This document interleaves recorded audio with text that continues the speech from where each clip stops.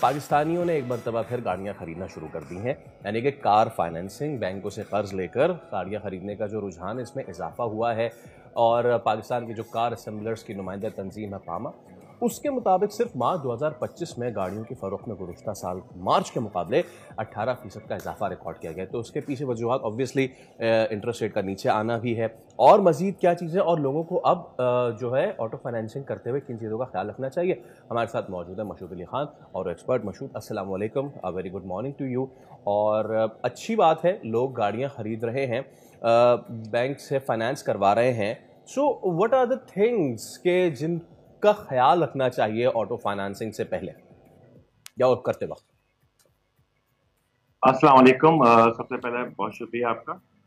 देखिए, auto financing तो no doubt के माशाल्लाह बेहतर हुई है। उसकी बुनियादी वजह आपने अभी ये खुद ही बयान की कि 22% इंटरेस्ट रेट था और अब 12% है, और एक्सपेक्टेड है कि ये सिंगल डिजिट होगा, तो यकीनन ऑटोमोबाइल्स में प्राइस सेल और मजीद बढ़ेगी। जो एडवांटेज लेना चाहिए वो ये है कि लोगों ने अपनी अपनी बेसिक जो उनके अर्निंग है उसको देखते हुए अपनी प्लानिंग करें।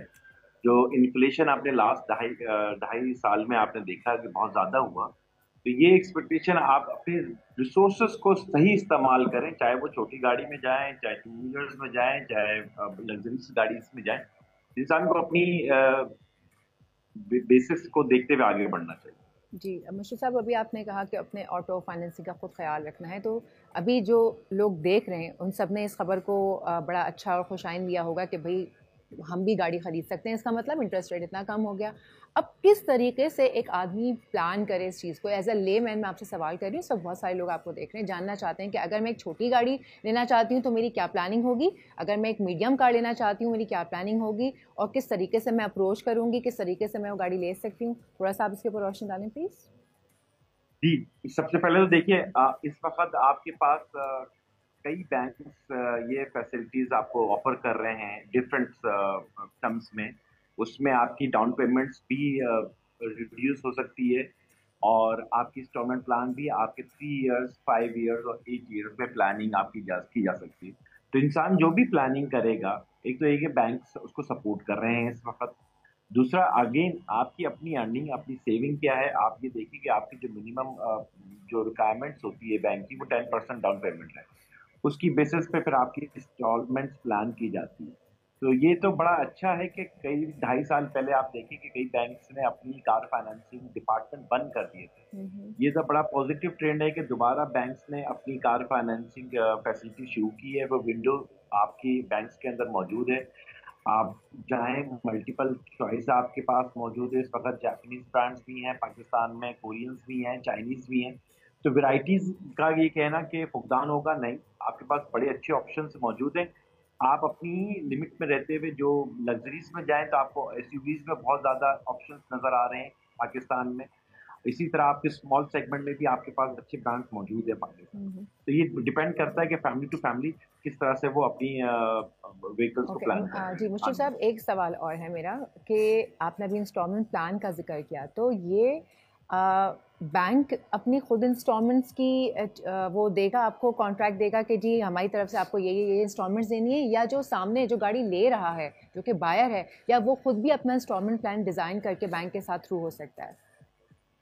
जी, ये बड़ा बड़ा अच्छा है क्योंकि कस्टमाइज हो सकता है। बेसिक जो पैरामीटर्स है ना, बेसिक पैरामीटर्स तो ये है कि अगर आप 100 रुपए की, मैं मिसाल दे रहा हूँ, 100 रुपीज की अगर 10% आप देते हैं तो 90% को हम डिवाइड कर देते हैं 3 इयर्स या 5 इयर्स, तो उसकी इंस्टॉलमेंट प्लान बन जाती है। मगर अगर आप इंस्टॉलमेंट ज्यादा, डाउन पेमेंट ज्यादा करना चाहते हैं, 20%, 25%, तो आपकी इंस्टॉलमेंट प्लान रिवाइज हो जाएगी।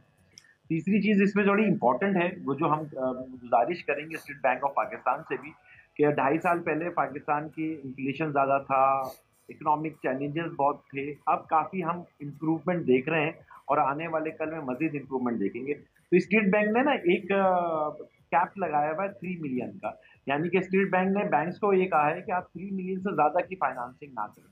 तो मैं ये समझता हूँ कि आप आने वाले कल में अगर कंज्यूमर को एडवांटेज देना चाहते हैं तो मेरे ख्याल से कैप्स को थोड़ा सा ओपन करें और इसको 3 मिलियन से 6 मिलियन में एटलीस्ट लेके जाएं, ताकि वैरायटी और ऑप्शंस लोगों के जो स्पेशली मिडिल क्लास, उनके पास ऑप्शन ज़्यादा हो कि वो कार फाइनेंसिंग के लिए बैंक से अमाउंट ज़्यादा बेहतर ले सकें। ओके मशहूद, एक चीज़ ये, बीइंग एन ऑटो एक्सपर्ट, आप क्या समझते हैं कि पिछले साल तो इम्प्रेशन ये आ गया था कि अब कोई भी 0 मीटर तो बंदा गाड़ी खरीद ही नहीं सकता, यानी कि हम फाइनेंसिंग की बात नहीं कर रहे थे, we are talking about the real purchase, right? इस एक साल में क्या उस मामले में बेहतरी आई है? Has the market gone down when it comes to the prices, या अभी भी लोग बस कार फाइनेंसिंग की तरफ ही जाएं if they want to purchase a 0 meter thing, वो अभी भी उनकी जेब से बाहर है? देखिए, एक तो बड़ी वाज़ेह बात है, जो हमारी मिडिल क्लास या लोअर मिडिल क्लास है ना, वो अभी हम अफोर्ड नहीं कर सकते हैं व्हीकल्स ट्रांसपोर्ट।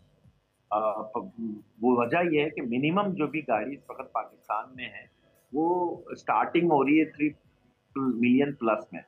तो मैं अगर एक मिडिल क्लास की पॉइंट ऑफ व्यू से मैं बात करूँ, अगर मेरी 2 लाख की सैलरी है, उसके बावजूद मैं ये गाड़ी अफोर्ड नहीं कर सकता, क्योंकि मेरे घर के अपने हाउस रेंट है, मेरे बच्चों की फीस है, मेरे अपना जो घर की ग्रॉसरी है, तो उसमें मेरी सेविंग नहीं है। तो सेविंग पॉइंट ऑफ व्यू से तो अभी हमें बहुत ज़्यादा काम करना है गवर्नमेंट ने, कि हमारे लोगों की इनकम को थोड़ा सा हम सेव, क्योंकि हमने देखा है कि पिछले साल आप भी इसी से वाबस्ता हैं, सैलरी पर्सन पे हमने बोझ बहुत ज़्यादा डाला।